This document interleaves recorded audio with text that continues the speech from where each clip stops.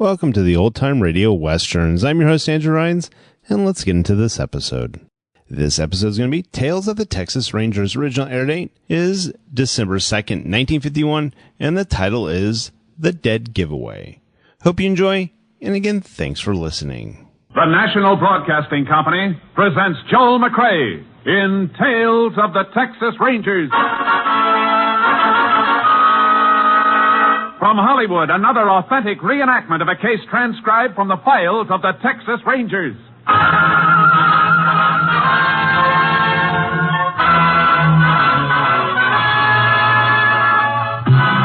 Tales of the Texas Rangers, starring Joel McCrea as Ranger Jace Pearson.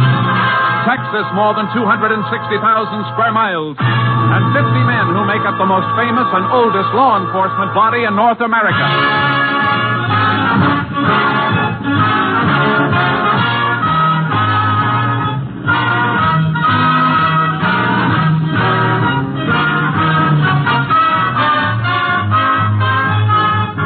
Now, from the files of the Texas Rangers come these stories based on fact. Only names, dates, and places are fictitious for obvious reasons. The events themselves are a matter of record.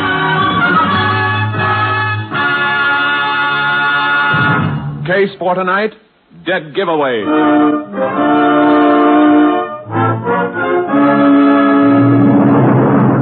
It is 1:30 a.m., December 4th, 1945.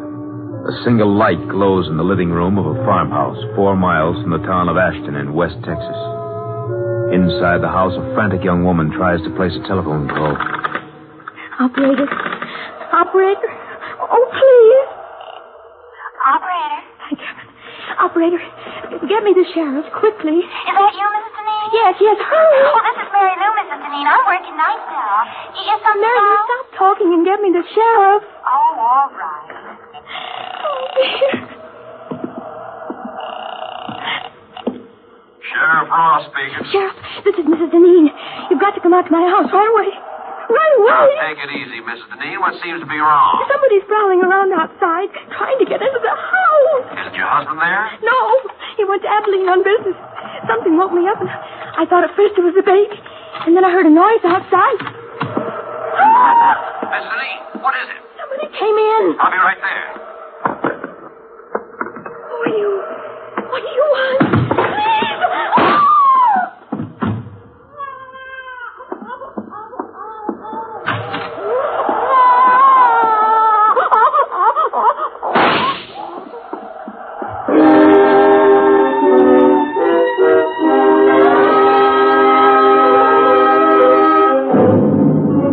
It took Sheriff Ross less than 15 minutes to get to the Deneen farm. But Mrs. Deneen and her 4-month-old baby were dead when he arrived. The sheriff called for the assistance of the Texas Rangers. Ranger Jace Pearson was assigned. Jace Pearson? Yeah, Sheriff. You got here right quick. Yeah, I was over the next county when your call came through. Well, I hope you got a little sleep, because you won't get much now. Better come in out of this cold. How long ago did it happen? About a half hour ago, 1:30. Mrs. Deneen called me, woke me up at home, said somebody was trying to bust in. Right in here, Jace. Shot right through the chest, huh? Yeah. She leave the phone hanging off the hook like that? I reckon so. Whoever broke in, they broke in just before I hung up. Nothing's been touched, Jace. I know. I had a time getting past your deputies down the main road. Phone operator's been buzzing everybody. We don't want half the county barging in here messing things up, so I blocked them all. Good. Where's the baby? In there, the front bedroom. You can look if you want to, Jace. It's a little more than I can take twice. How old? Only 4 months, Jace. Little girl. Where'd he break in? Side door, I'll show you. Where's the husband? Abilene, on business. I called the chief of police there. He's going to check the hotels and notify him. Here's the door. It was wide open. That's how I got in to open the front door. Lock doesn't seem to be broken. Must have been picked. Deneens keep much money around the house? As little or as much as most folks, I guess. But I don't think any's missing. There's Miss Deneen's purse on the kitchen table.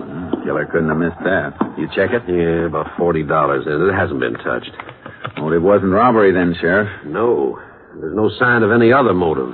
But there's got to be one, Jay. Yeah. The toughest motive of all, because it's the easiest hidden. Hate.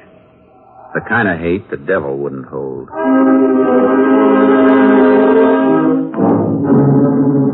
We went through the rest of the house, but we didn't find anything that would help us until we got outside.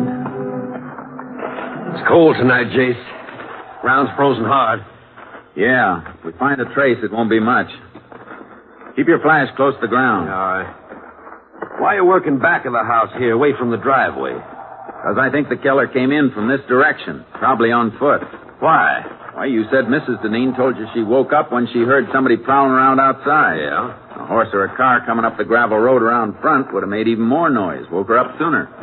Say, that's right. I heard your car coming from quite a ways off. That's why I was standing out in front to meet you when you drove up. Wait a minute. What is it, Jace?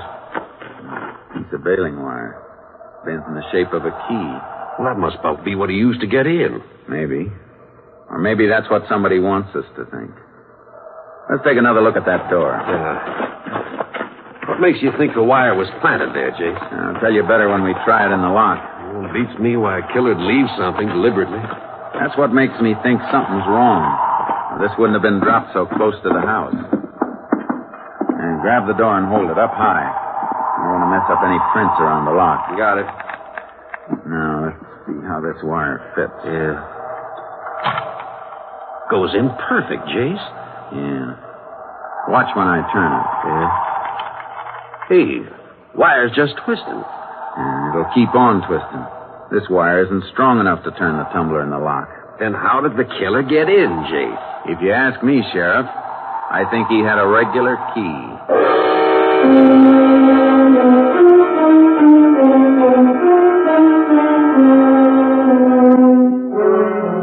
I put in a call for a fingerprint crew. The sheriff called to have the bodies picked up for autopsy.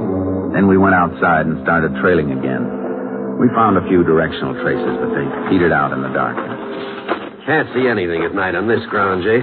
Try cutting back and forth a little further. Yeah, all right. Man we're following was weaving, trying to throw us off. It just makes it tougher to track. He's got to be headed for someplace, some definite direction. We might as well establish which direction. Yeah. Guess there's nothing much we can do except this until we have some daylight. Save us an hour in the morning. Then we can track on horses without wasting time finding out which way to go.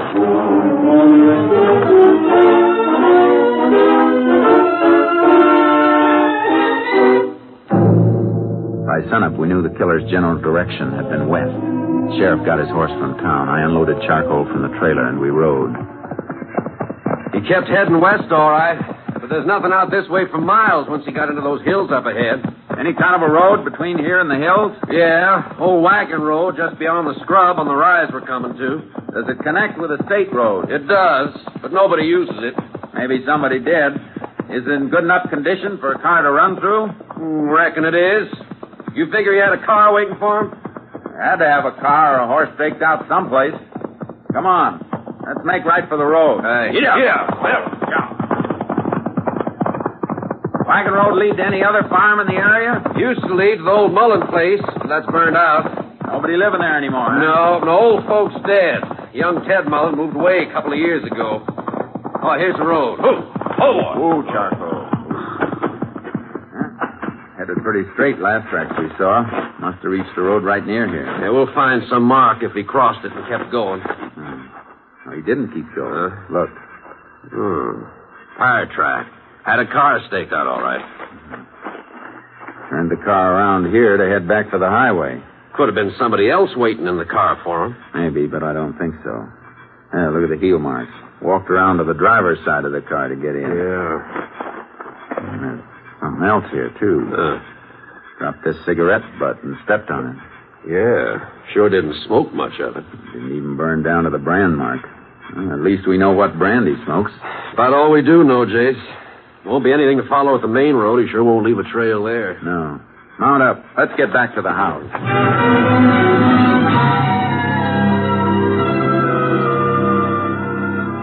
We rode back to Deneen's. As we came to the farm, we saw a couple of cars that hadn't been there when we left. Looks like company, Sheriff. The car next to mine belongs to our lab. The others must be the coroner's. Oh, coroner ought to have been and gone by now. Nope, no, that isn't the coroner's car, Jace. Blue sedan, that belongs to Walter Deneen. The husband? Yeah, must have got back from Abilene. Yeah, it's Deneen, all right. There he is, sitting on the side porch.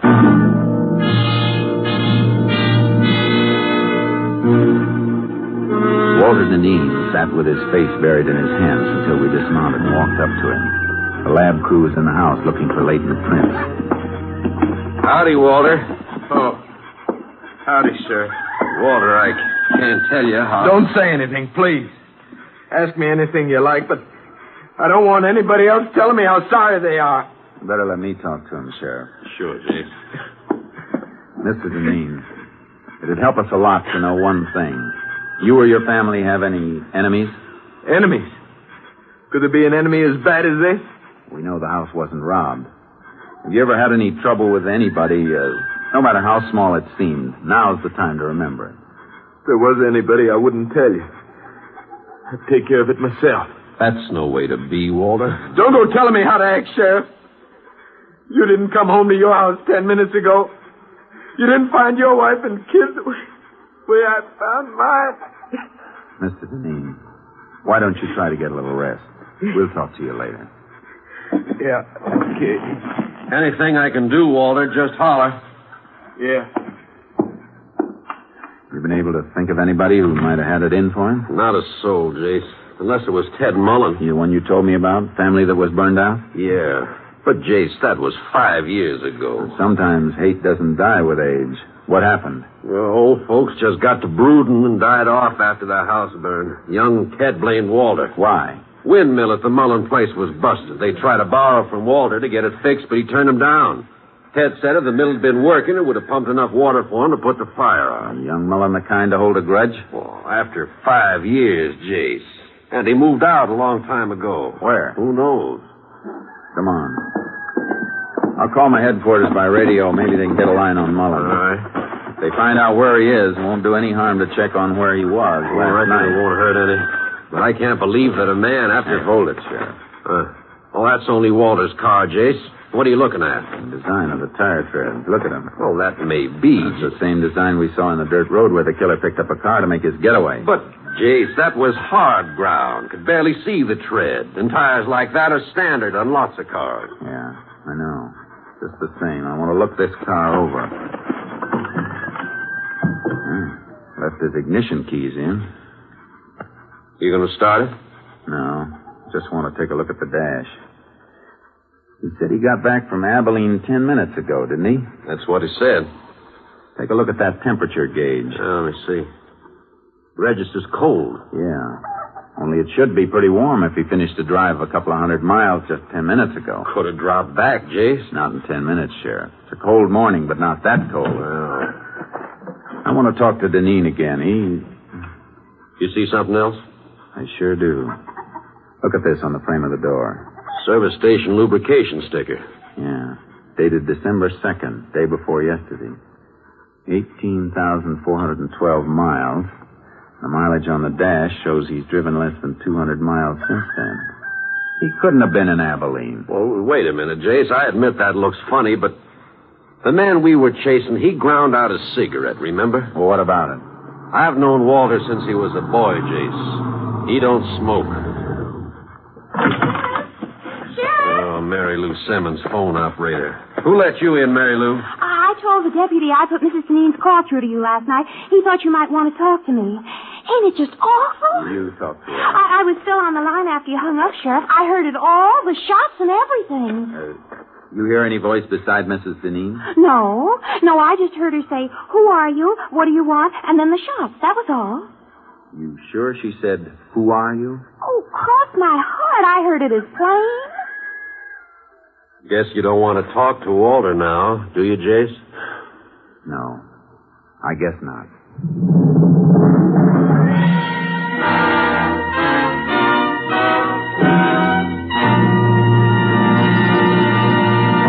In just a moment, we will continue with Tales of the Texas Rangers, starring Joel McCrea as Ranger Jace Pearson.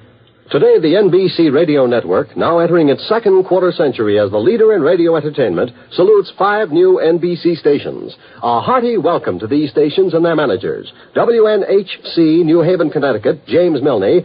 WFMJ, Youngstown, Ohio, William F. Magg, Jr. WIRA, Fort Pierce, Florida, Douglas Silver. WJBS, DeLand, Florida, Clarence L. Menzer, and station KCIL, Houma, Louisiana, Frank Cornwell. We continue now with Tales of the Texas Rangers, and tonight's case, Dead Giveaway, an authentic story from the files of the Texas Rangers.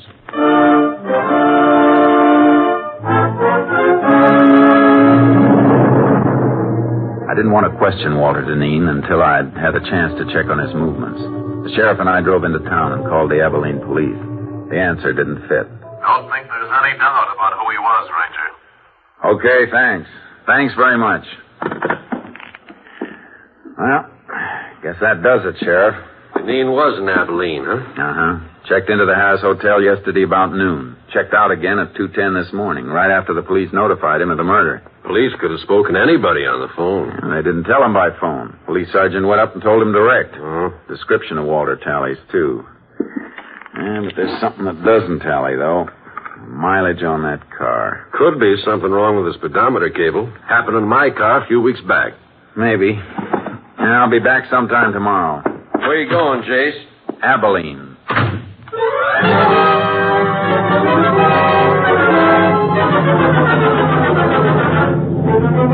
As soon as I hit the highway, I put in a shortwave call to headquarters, station KTXA. Unit 10 to KTXA. KTXA. Go ahead, Unit 10. This unit en route to Abilene. Request Abilene police secure names of all contacts made by subject Walter Deneen, registered Harris Hotel there yesterday. Will do, Unit 10. Unit 10 sent piece of wire back to lab for examination. Any report yet? Not yet. Wire and fingerprints both under study. We'll keep you informed. 10-4, Unit 10, clear. KTXA, Austin.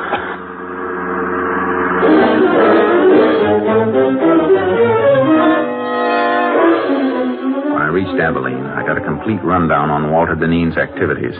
It was too complete. Like he was making sure his time in the city would be accounted for. One of the people who'd seen him was his attorney. Why, yes, Ranger. Mr. Deneen spent several hours with me yesterday afternoon. We had dinner together last night. Went to the theater. What'd he come to see you about? Well, some investments. He's been doing a little speculating cotton. Good or bad? Well, it's client business, and I don't think I have the right to discuss it. I can find out by checking with the exchange. I'm just asking you to save time. All right. His losses have been rather heavy. More than he could afford? Much more. He carry much insurance on his wife and child? A normal amount, nothing large. All right, thanks. One more thing. Are you sure Deneen doesn't benefit financially by his wife's death? Ranger, he couldn't have gotten back to Ashton by 1:30 last night after we'd been out. That isn't what I asked. Well, Mrs. Deneen had a good bit of money in her own right. In case of her death, though, she had it tied up in trust for the child. But the child is dead, too. What happens now? Well, in that case, the entire estate will probably go to Mr. Deneen.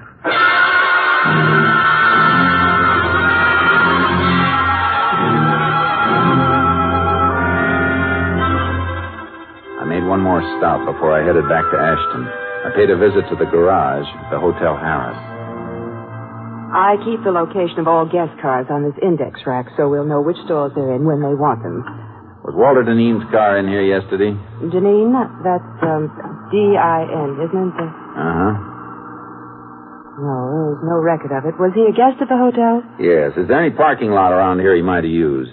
Not convenient to the hotel, and parking is free here for guests, so I don't think he'd use a lot. Neither do I. Thanks.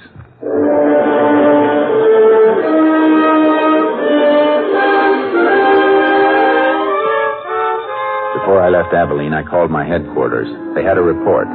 No strange prints had been found in Deneen's house. The wire key looked like a plant. I hung up and made another call to Sheriff Ross. I'm beginning to wonder about Walter myself, Jace. Why? He's been kind of curious about where you are. I told him you went to Abilene, just to see if it'd draw him out. Good. How'd he react? Kind of nervous. Then he said something about flying up to Abilene and back. Of course, he never did say he drove it. No, but he gave the impression that he drove. Well, even so, he was there when the killing took place. Yeah, but the killer had the use of Deneen's car. Can you get your hands on the car? Well, it's over in back of the funeral parlor right now. That's where Deneen said he was going just a few minutes ago when he stopped by to ask about you. Well, grab that car and check it for fingerprints. I'll be there as fast as I can roll.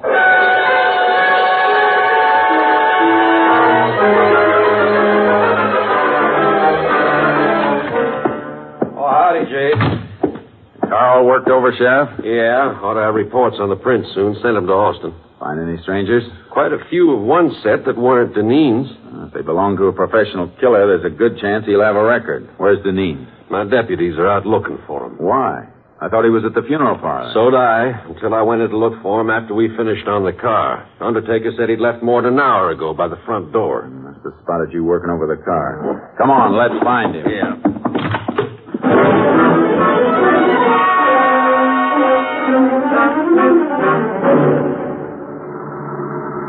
Not at the house, not any place in town.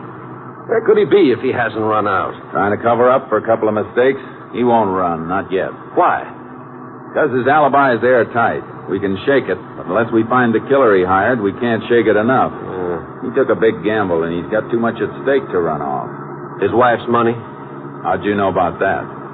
Just thinking back. A little late. Folks knew Mrs. Deneen's family left her well off. Walter married her not long after they passed on. A lot of people thought the money had something to do with it. I wish you'd remembered that sooner. Well, Jace, they seemed close. And then there's the baby. Baby was just something extra that got in Deneen's way. Oh. Never gotten any of the money if... KTXA to Unit 10. Maybe a report on the prints. Unit 10. Go ahead, KTXA. Have a report on prints lifted from car at Ashton, Texas. One set identified as belonging to Joe Crofton. Joe Crofton. Any line on his whereabouts? Finished serving parole 4 months ago. Last address known to parole office was shack located western slope of Casket Mountain. 10-4. Unit 10, clear. KTXA Austin. Crofton must be the killer then, Jace. I'll bet on it. How far to Casket Mountain? About 20 miles, then turn south another 5. After that, well, we'll need horses if he's far up. Should have brought your horse along the trailer with charcoal. I can borrow one. Crofton's going to be tough to take. You sound like you know him. I wrote the ticket for his last trip to Huntsville 6 years ago. That was murder, too, but he copped out with a manslaughter plea. Better not take any chances, Jace. If he starts shooting, we'll have to toss it back dead center. No. We got to take him alive. He'll talk to keep from burning once we get him. Yeah, I see. If Walter Deneen paid him to do the job, he's the only one who can break Deneen's alibi. That's right. So no matter what happens, we got to take him alive.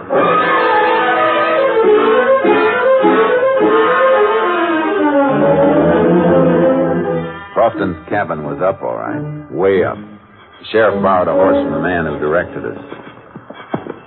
Quite a climb, Jace. Well, not so bad following this wash, though. Suppose he isn't there. I got a hunch he will be. I don't think Deneen had enough money to pay for this killing. He was almost broke. You mean he planned to pay off out of his wife's money when he got it? Yeah. Wonder how Walter arranged for him to get the car that night. Not much to arrange. Left it near the airport with the keys in it. Crofton brought it back and left it in the same spot. Probably left the house key for him, too. In the glove compartment, maybe. Yeah. With the airport 40 miles from Ashton, nobody recognized the car or a strange driver. Come in at night, used an abandoned road. Yeah. Look. Huh? Hey, another horse left tracks in here, too. Yeah. And they're fresh. Ooh, boy. It must be Crofton's horse. No. Ryder was taking the rough way. Just cut into the wash here to find a better trail. Crofton lives up here. He'd know the best trail. Well, who else would be coming up here? Deneen, to shut him up. Come on. Here, off. Not too fast, Jason. We'll spill. You gotta risk it. Too slow, we'll be too late.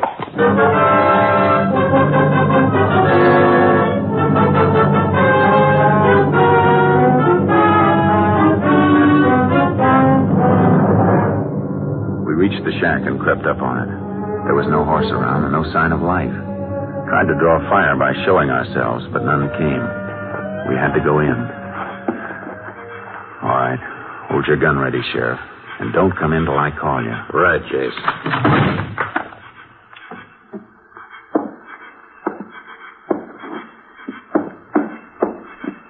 All right, Sheriff. Come in. Nobody here, huh? Oh, wait a... Oh. That Crofton? Yeah, that's him. Deneen got here first. Jace, this fella looks like he shot himself. Gun's in his own hand. Now, what's his paper beside him? Let's see. Jace, he did kill himself. This note says so. Confesses the murders, too. Sure it does. But Walter Deneen wrote that, and that note's gonna hang him. How do you know? You ever seen Deneen's writing? No, but I've seen Crofton's before. He signed his name with an X. Prison records show he's illiterate. Never could read or write. Come on, Sheriff. Gonna put out a pickup for Deneen? We'll pick him up ourselves. He can't be far off. But if he'd headed back down the wharf, we'd have passed him on our way up. He must be going across the top of the mountain to go down the other side. Come on. Yeah.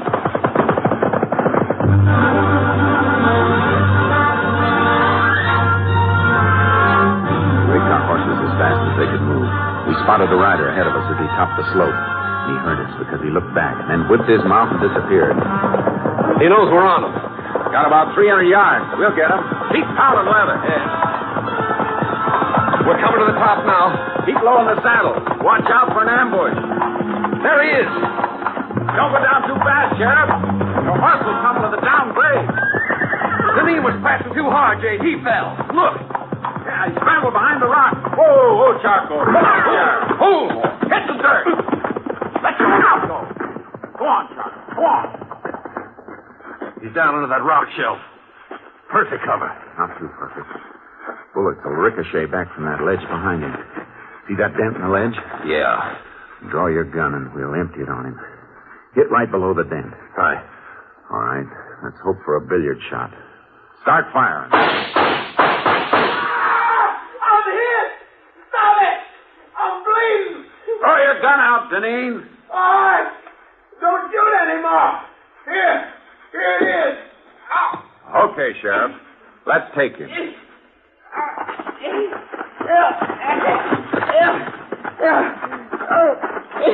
I'm hit. And I was sorry for you, Walter, up until a few hours ago. You gotta get me to a doctor. You're not hurt badly. We'll get you to a doctor. All I want to know is how you met Crofton. Come on, Walter, talk up. I saw his picture in the paper when he got out of jail. I made a deal with him a couple of months ago. Yeah. A deal to wipe out your own wife and kid. Must be great to be as brave as you are. Get up, Deneen. You got a long way to go.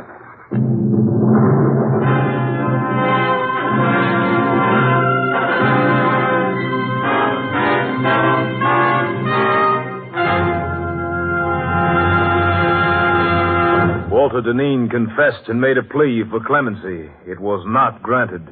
And on the 11th day of October, 1947, he died in the electric chair at Huntsville. Next week, Joel McCrea in another authentic reenactment of a case from the files of the Texas Rangers.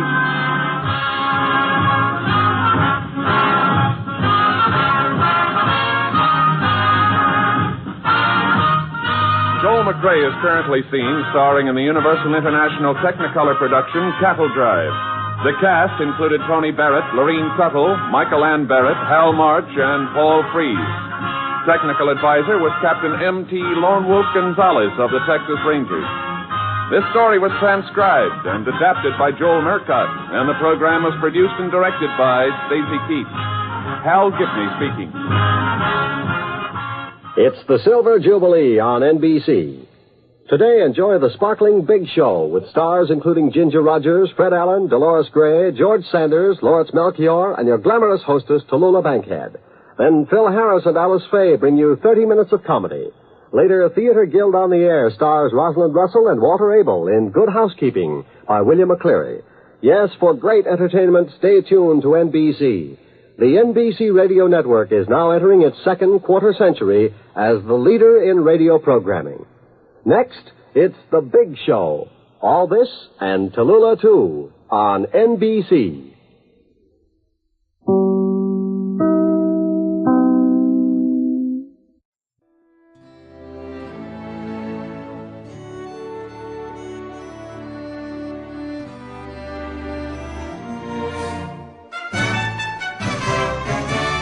This has been a presentation of OTRWesterns.com, and we hope you enjoyed. Please take some time to like and rate our shows in your favorite podcast application. Follow us on Facebook by going to OTRWesterns.com/Facebook.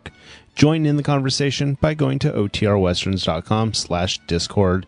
And don't forget to send us an email, podcast@OTRWesterns.com. This episode is copyright under the Attribution Non-Commercial Share Alike copyright. For more information, go to OTRWesterns.com/copyright. Have a great day, and again, thanks for listening.